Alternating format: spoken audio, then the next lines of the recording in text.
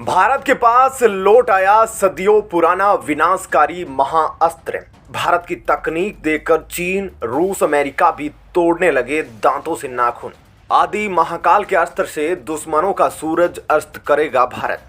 डूब गए चीन पाकिस्तान के अरबों डॉलर। अर्जेंटीना ने दिया झटका। कबाड़ फाइटर जेट JF-17 की डील कैंसिल। दुनिया के सामने खुल गई पोल।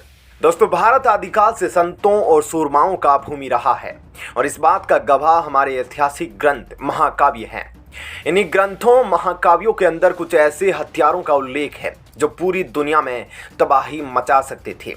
हमारे हिंदू धर्म में देवों के देव महादेव, जिनके पास ऐसे अस्त्र शस्त्र थे जो पूरी दुनिया को चंद मिनटों में विनाश के मुंह में थमा सकते थे। इन महाअस्त्रों में हम अक्षर ब्रह्मास्त्र, सुदर्शन चक्र और भगवान शिव के त्रिशूल और उनकी तीसरी आंख का उल्लेख देखते हैं, जिन्हें सबसे शक्तिशाली विनाशकारी अस्त्रों में गिना जाता है। अब दोस्तों, भारत हालांकि भगवान शिव की बराबरी पर तो नहीं खड़ा, लेकिन उनके आशीर्वाद से अब ऐसे खतरनाक महाअस्त्र का निर्माण कर रहा है जिससे कि दुश्मन का विनाश किया जा सके। इस अस्त्र को बनाने की तकनीक देख दुनिया के बड़े से बड़ा देश हैरान है। भारत इस तकनीक से अमेरिका को भी टक्कर दे रहा है, क्योंकि यह कुछ ऐसी तबाही मचाने वाले हैं जिनकी कल्पना नहीं की जा सकती। या यूं कहे कि भारत उन ऐतिहासिक अस्त्रों की तकनीक के सहारे उनसे आइडियाज लेकर कुछ ऐसे हथियार बना रहा है जो केवल दुश्मन का विनाश करने के लिए पूरी तरह से तैयार होंगे। ऐसे में दोस्तों, आज हम आपको इस वीडियो में भगवान शिव के हथियार के नाम पर बनाए जा रहे उस खतरनाक हथियार की डिटेल में जानकारी देंगे। आपको यह भी बताएंगे कि आखिर भारत ने इस पर कितना काम कर लिया है और इसकी कितनी ताकत रहने वाली है। इसके साथ ही दोस्तों, एक बड़ी खबर यह भी आ रही है कि जिस JF-17 पर चीन और पाकिस्तान गुरेज करते हैं, पाकिस्तान तेजस और राफेल तक को इस फाइटर जेट से टक्कर देने की बात करता है, अब उसकी पोल खुल गई है। हालांकि पहले भी कई रिपोर्ट के अंदर यह बताया जा चुका है कि चीन और पाकिस्तान के द्वारा निर्मित JF-17 कबाड़ बन चुका है। इसके इंजन में कुछ ऐसी प्रॉब्लम्स है जिससे दुश्मन पर हमला करना तो दूर, उड़ान भरने की काबिलियत भी नहीं रखता। अब एक बार फिर से इस फाइटर जेट को लेकर चीन और पाकिस्तान की पोल खुल गई है और चीन को अरबों डॉलर का झटका लगा है। जी हां, अर्जेंटीना ने एक ऐसा ऐलान किया है जिस पर चीन और पाकिस्तान ने कभी गौर नहीं किया था। तो दोनों के बारे में विस्तार से जानेंगे, तो वीडियो को लास्ट तक जरूर देखिएगा। दोस्तों, LAC से LOC तक भारत के सामने हमेशा खतरा बरकरार रहता है। दुश्मन इसी कोशिश में रहता है कि भारत की एक छोटी सी चूक उनके लिए मौका बन जाए। अब ऐसे में भारत ने अपनी सीमाओं को मजबूत करने के लिए और दुश्मन की नजरों को नोचने के लिए भगवान शिव के हथियार के नाम पर एक रॉकेट सिस्टम बनाया जा रहा है। यह लंबी दूरी का गाइडेड रॉकेट सिस्टम है। इसका नाम है महेश्वरास्त्र। पौराणिक कथाओं में जिसका जिक्र है कि भोलेनाथ के पास भी एक ऐसा हथियार था जिसमें उनकी तीसरी आंख की ताकत थी। वह किसी को भी जलाकर राख करने की क्षमता रखता था। दोस्तों, भारत का यह रॉकेट सिस्टम, जिसे आप देसी हिमार्स भी कह सकते हैं, हिमार्स अमेरिका का एक शक्तिशाली रॉकेट सिस्टम है। दोस्तों, इस महाअस्त्र को अब सोलार इंडस्ट्रीज बना रही है। कंपनी के एक बड़े अधिकारी ने बताया है कि हमने भगवान शिव के नाम से इस अस्त्र का नाम लिया है। इसकी ताकत भी वैसी ही होगी। यह गाइडेड रॉकेट सिस्टम है। हम इसके 2 वर्जन बना रहे हैं, महेश्वरास्त्र 1 और महेश्वरास्त्र 2।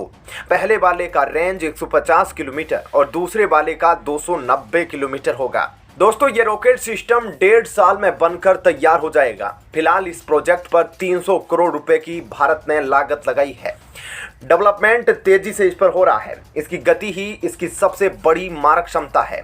यह आवाज की गति से 4 गुना ज्यादा गति से दुश्मन पर लपकेगी, यानी 5680 किलोमीटर प्रति घंटे की रफ्तार से हमला करेगी, यानी 1 सेकेंड में करीब 1.5 किलोमीटर की दूरी तय करेगा।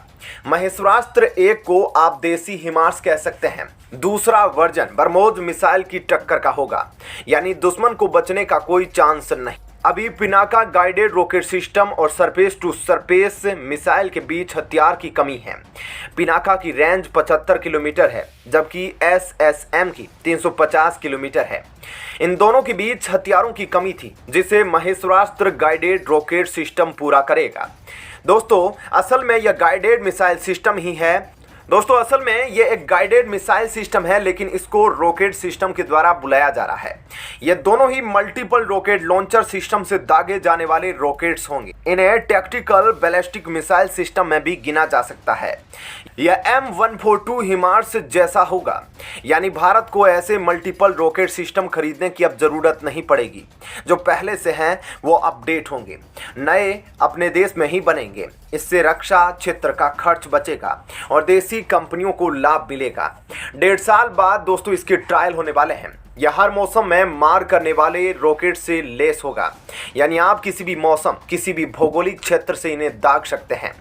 इनमें पारंपरिक हथियार लगाए जाएंगे जो सैन्य टुकड़ी, बंकर, टैंक, बख्तरबंद वाहनों को उड़ाने में मदद करेगा। या अगर पाक या चीन सीमा पर तैनात कर दिया जाएगा तो दुश्मन की हालत पस्त होने वाली है।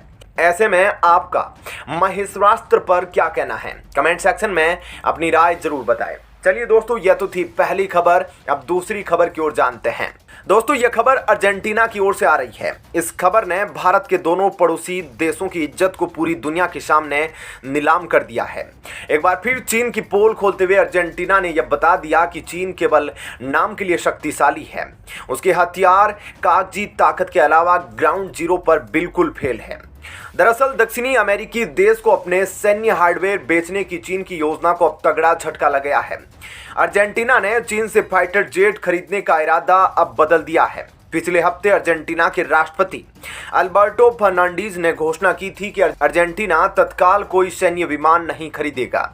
इससे अपने JF-17 फाइटर जेट को लैटिन अमेरिका तक पहुंचाने की चीनी उम्मीदों पर अब पानी फिर गया है। चीन ने दरअसल दोस्तों चेंगडू FC-1 या JF-17 थंडर फाइटर जेट को पाकिस्तान के साथ मिलकर बनाया है।